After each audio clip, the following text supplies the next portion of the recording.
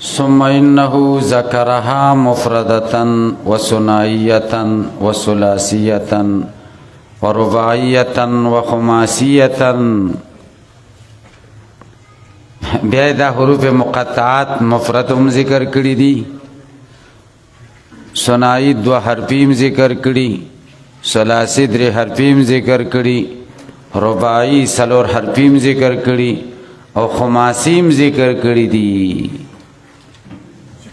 خماسیم پکې شته ایذانا بان المتحدى به،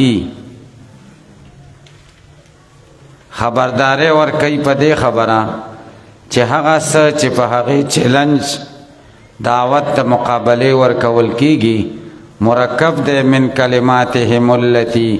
د هغه کلمات د دوی نه اصولها چې اصول د هغه کلمات مفرده دي او مرکبه دي د 2 حرفونو نه فصاعدن یا زیات الى الخمسه تر 5 پورې. د دوی د کلماتو دا هم جوړ دي د 1 حرفیو 2 حرفیو 3 حرفیو 4 حرفیو 5 حرفینا، یعنی دوی ته چیلنج په داسې سور کړل شوی دی چې هغه سنوي خبره نه ده بلکې د دې په کلماتو کې اوړي راوړي. وذکر 3 مفردات، مفردات پکې 3 ذکر کړي، 1 حرفی صاد قاف نون دا 3 ذکر کړي مفردات. 3 ولی ذکر کړي په 3 سورین په 3 سورتونو کې، لأنها ذکر دا مفردات توجد موجودی کې په اقسام 3 کې، اسم کې فعل کې او حرف کې. الکه په پوښي اسم کې مفردات راځي لکه ضمیر شو ضربک والا ضمیر، په فعل کې راځي لکه قی، او په حرف کې راځي دا ډیر دی لکه واو عاطفه. تاسو په پوښي و 4 ثنائیات، 4 پکې ثنائیات دي، طه طاسین یاسین حامیم دا 4 پکې 2 حرفی دي. لأنها تكون في الحرف بلا حذف، ځکه دا په حرف کې بغیر د حذف ناراضي قبل شو. وفل الک قبل نه ګوره قبل لقبل، تاسو په پوښتنه تاسو په ځواب کې غلطي کې سړی کړه. موږ سره مرګره هغه ویل یو طالب وای ولاړو د بازار کې د بانک مخې ته وچاته تاسو کې چاله کم ځای کې ولاړې زه درځم، وای هغه ورته چې حبیب بینک مخې له ولاړې ما حبیب بانکو کنه چې د حبیب بینک مخې له ولاړې. نو تاسو د څه ونه وای چې قبل قبل نه به قبل دا شین قبل مرادي. و فعل فعل په فعل کې به حذف نم راځي لکه قل شو، او په اسم کې راځي بغیر د حذف نه لکه من شو، و به سره د حذف نه قدمن ش. په 9 سور دا 2 حرفی په 9 صورتونو کې راوړي، لوقوعه في كل واحد من الاقسام 3 على 3 اوجه. ذکر دا 2 حرفی واقع کیږي په هر یو د اقسام 3 کې په 3 طریقو سره. په اسم کې په 3 طریقو سره راځي، اول حرف مفتوح یا اول حرف مکسور یا اول حرف مضموم، او په فعل کې هم دغه شان او په حرف کې هم دغه شان. نو 9 شونو په 9 صورتونو کې راوړي دي. ففعل اسماء په اسماء کې از زو او من. از هغه د چې اول حرف مکسور دی، زو کې مضموم دی او من کې مفتوح دی. او په افعال کې قل بیع خف، او په حروف کې ان من او مز على لغت من په لغت د هغه چا جر به چې په دې جر ور کړی دی او دای حرف جر شمیرلې دی. و 3 ثلاثیات او 3 پکې ثلاثیات ذکر کړی دي. الف لام میم الف لام را طا سین میم دا درې ذکر کړی دي. ولی لمجیها فی الاقسام الثلاثه ځکه درې حرفیز په درې وانو اقسامو کې راځي. اسم کې هم راځي، فعل کې هم راځي، حرف کې هم راځي.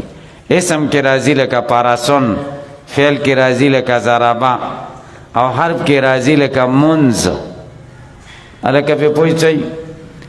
خدا درې حرفی فی 13 سورتن دا په څو سورتونو کې راوړل شوي؟ 14 سورتونو کې. په 14 سورتونو کې ولې راوړي؟ دې ته اشاره کړې ده چې د صيغو اصول 14 دي چې کوم مستعمل دي. څنګه 14 دي؟ لس د اسماء کې دي او درې افعال اصول دي. اسماء کې څنګه دي؟ اول یا مفتوح یا مکسور یا مضموم، او مینز کې څلور احتمال دي. یا دا مینز بچ کم ده مفتوحی یا با مکسوری یا با مضمومی او یا با ساکنی. څلور سنو په اول کې خو ساکن نه راځي کنه،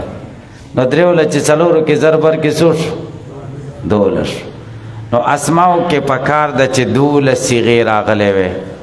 خو د 12 په ځای څو راځي؟ لس راځي. ولی ځکه فوعلن ته وته فوعلن، ځکه خروج د زمینه کسرې ته ثقيل له. او فعلن هم ته وته فعلن، خروج د کسرې نه زمینه تم ثقيل له. دا دوته لری شو لس پاتې شي. الکه په دې لس تاسو پوښتئ فتحه او عین تا یا زما یا فتحه یا کسره یا سکون څلور شي. فاتا کسره او دا څلور ور سره، او فاتا زما او دا څلور ورته. نو دوم ته لری کړی د 12 نه څو پاتې شوی؟ لس. وثلاثه للافعال او درې د افعال شوی. فعل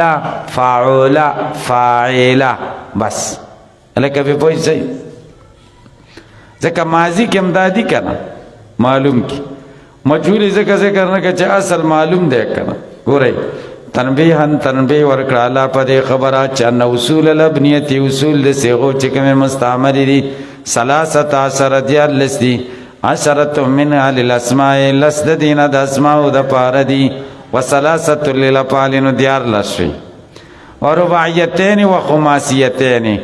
دوی پکې رباعی ذکر کړی دي الف لام میم را په دوو سورتونو کې.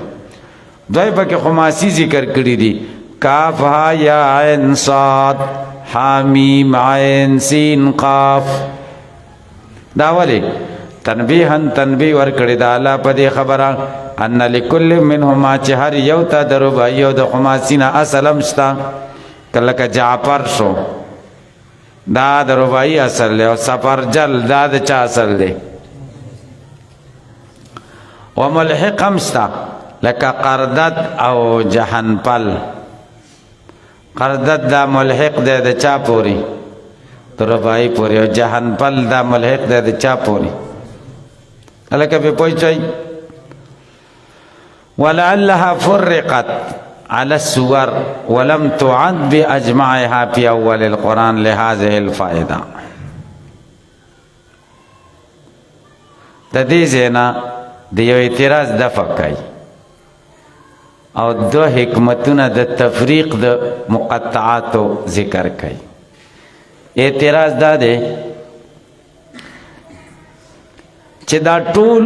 الفاظ مقطعات چې دي دا یو ځای ولې نه ذکر کول؟ یو صورت په ابتدا کې بل صورت ابتدا کې داسې ولې وکړه؟ دی وایي د دقې فایدې د وجې نه جدا جدا ذکر کړه. دا فایدې ته خو تاسو خیال وکنه، د دقې فایدې د وجې نه تفریق وکړو چې څه ثلاثي دي او څه ثنائي دي او څه رباعي دي، او په 14 صورتونو کې دا راوړل شوي. دا حکمت دی، حکمتونو د وجې نه دا تفریق وکړو. که ټول یو ځای ذکر کړی خو دا حکمتونه پکې نه ښکاره کېده. یو دویمه فایده دا ده چې په دې کې تقریر د تنبیه دی. اعاده د تحدی دا پکې یو صورت شروع شي په مقطعات چیلنج شي بیا بل صورت شي بیا چیلنج شي دعوت د مقابله بار بار کیږي تاسو به پوښتنه سړی ډېر بې خونده یو ته ورته بار بار خبرې کوي نو بس آخره پکې به جوش راشي که نه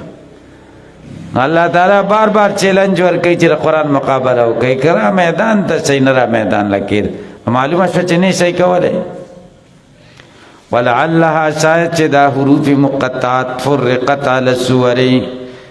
جدا تقسیم کړی شو په صورتونو ولم تعد باجماعها ونشمارل شو ټول پټولا پی اول القرآن لحاظ الفائدہ دم دغی پیدی د پارا دا یو حکمت ما پی من اعادت التهدی سرد دینا چی دی که دوباره کول د چیلنج دی او تقریر د تنبیه دی او مبالغه دا پدی که دالکه تاسو بی پوچھئی والمعنا سر غرض دا دی چی خدا ترکیب کے سواقی سوی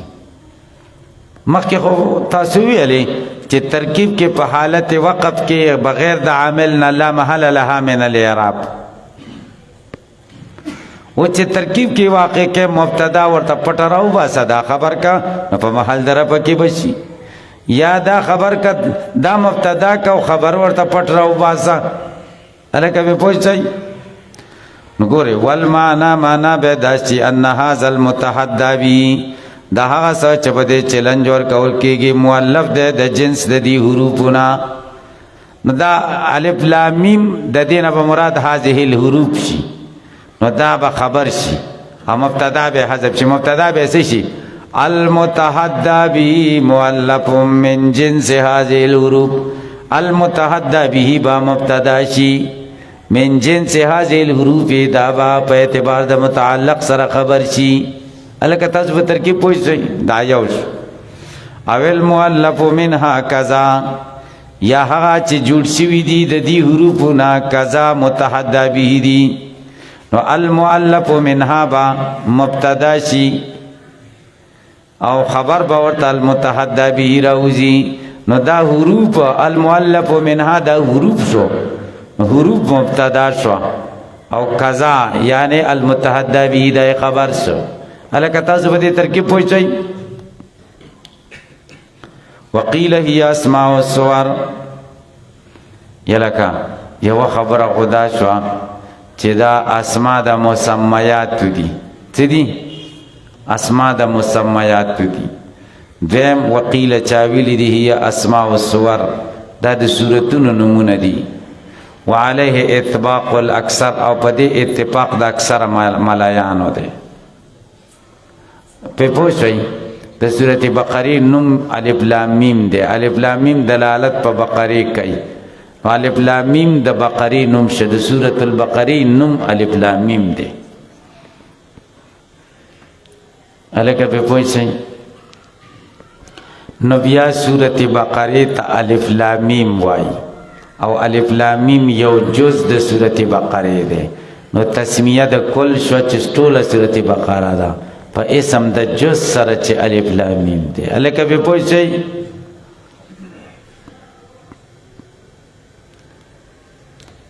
سمیت بها ونمولی شدا بقره په دې حروف مقطعات یا د سورتونه ونمولی شو په دې حروف مقطعات اشعارا دې د پاره چاګاهی ورکی چې دا سورتونه یا دا دغه حروف مقطعات کلمات تی معروفه الترکیب جوړښت معلوم دی فلو لم تکن وحیا من الله کدا خدای د طرفه وحی نه وي لم تتساقط مقدرتهم د دې طاقت بنوي غورځیدلې د دې طاقت خو یو غرزاو چې موږ مقابله نشو کولای دون معارضه مخکې د مقابله د دیتا د دې قران مقابله تبع قدرت وسله نه ورزولې بلکې وی ورزولې نو معلومه شو چې دا وحی من الله ده واستدل علی دلیل نیول شی په دې بانها لو لم تكن مفهمه یلکا دا د صورت نمونه دي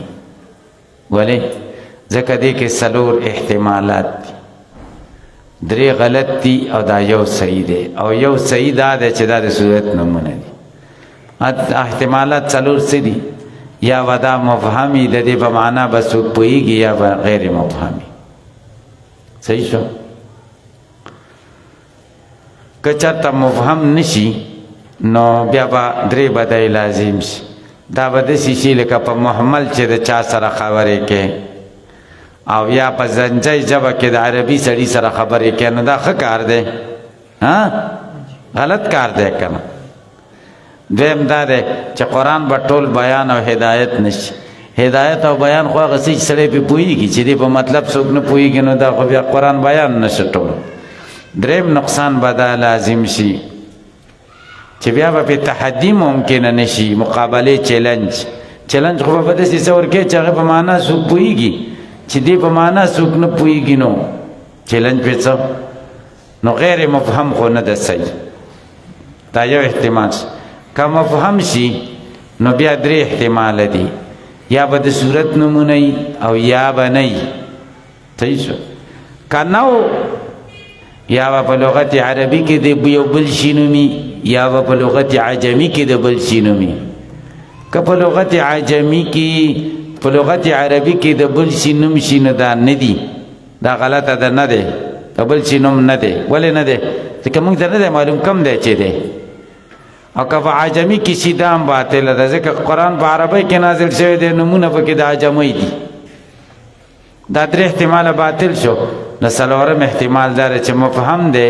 او د صورت نوم دی دا صحیح شي هلکه په څلور احتمالاتو پوه شو یا به مفهمي یا به مفهمي یا به غیر مفهمي صحیح شو غیر مفهمه خو نه ده جایز نو متعینه شو چې مفهمه به چې مفهمه یا به د صورت نومي یا به د غیر صورت نومي که د غیر صورت نومي نو یا به دا وضع شوی په کلام عربي کې د سره لپاره یا په عجمي کې نه په کلام عربي کې شوی نه په عجمي کې شوی نو متعینه شو چې د صورت نومونه دي هلکه بلندو کې پوه شوئ واستدل علی دلیل نیولې پدې بیان لو لم تکن مفهما کچته مفهم نه نو خطاب په دې د سیشل کې خطاب په محمل او تکلم په زنجي د عربي سړي سره ولم يكن القران باسره بیانا وهدى ټول قران په بیان او هدایت نشي ولما امکن التهدید ممکن بنشي چیلنج پدا وان كانت مفهما کچته مفهمي فایما یراد بها الصور التي هي مستحلها یا به مراد د دینه صورتونه دي چې دا د ابتدا ده علا ان القاب و بنا پدې چې دا القاب د دې صورتونو دي او غیر ذالک یا به بل سي وثانی باطل ثانی باطل له چې صورت نوم نشي د بل څه ځکه کده بل څه شو لانه ما يكون المراد یا به مراد ما هغه سي وزعت له چې وزشوي دا د هغې دپاره په لغت عربي کې وظاهرون لیس کذلک ظاهره خبره چې داسې نشته چې دا په عربي کې د بل څه دپاره نومي ښیم نشته او غیره یا به په بل څه کې عربۍ کې به نه په عجمۍ کې وي وهو باطلون ځکه قرآن نازل شوی دی علی لغتهم په لغت عربي لقوله تعالی بلسان عربي مبین په ژبه عربۍ ښکاره فلا يحمل نحمل کیږي علامه پغس ليس بلغتهم چې دوی په لغت کې نه ده نو متعین شو دا چې دا د صورت نمونه دي الکه دا بل رايش لا يقال باندې یو اعتراض ده او دا اعتراض په وو طریقو سره ده وو شقوقي دي سبب وي بس